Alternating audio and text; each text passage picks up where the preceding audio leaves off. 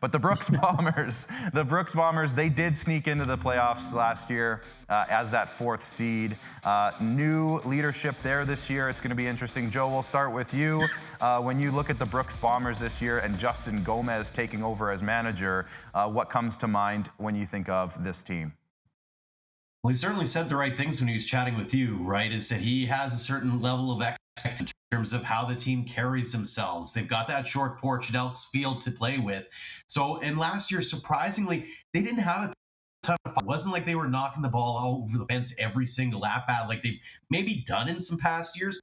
They nickeled and dimed a few teams. They made life miserable on teams. And I think as much about the Bombers being a 2-and-out kind of team come playoff time, they did life easy on the Silver Lake Gulls in 2024. It was a 4-0 and 4-1 or 4-2. And then last year against Okotoks, a little tougher of a road there against the Dogs. It was not an easy out by any stretch of the imagination. I think Justin has that mindset going in. Hey, we might not have veterans, but we have an expectation. We have a group that we have some faith in. Let's watch them galvanize together. And I was chatting with Darius Steyer-Couture of the Bombers for Alberta Dugout Stories. Our WCBL season preview extravaganzas are coming out in the next couple of days here. And he says he likes the look of this team. He likes the ability of seeing different guys come together, and they've got a really good mix pushing for the playoffs again this season. Yeah, it should be interesting. And again, Justin Gomez, very impressive season preview chat. If you guys want to go check that out on our YouTube channel, I was very impressed. And then I went and looked at his Instagram page, Ian, and he's taken batting practice with Albert Pujols a couple years ago.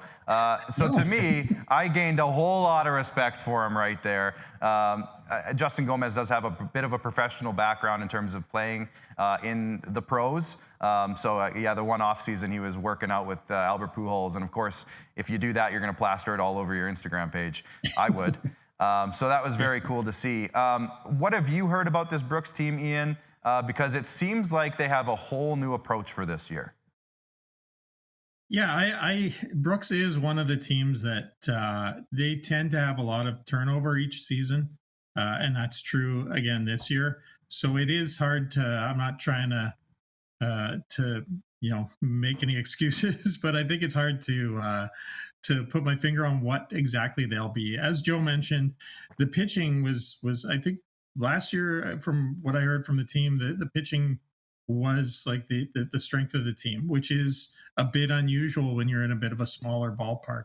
We're used to them contending for the home run lead, like collectively in the league. And the all-time single season home run leader is a former Brooks Bomber. So, we're used to seeing that ball just get smacked around. So we'll see. I have more questions, I think, than answers, to be truthful, about Brooks. But I'm encouraged by what we've seen from the coach and what he's said so far, and just his approach to the season. So we'll see how it goes. If everything goes according to Justin Gomez's plan, they're going to be heavy on the base paths, a lot of stolen bases. They're going to be hitting balls out of the park, and their pitching is going to be stellar. So, I mean, everybody wants that, but it seems like at least that's the mindset coming into it. So we'll see how that pays off and how the Brooks Bombers translate that into the 2026 season.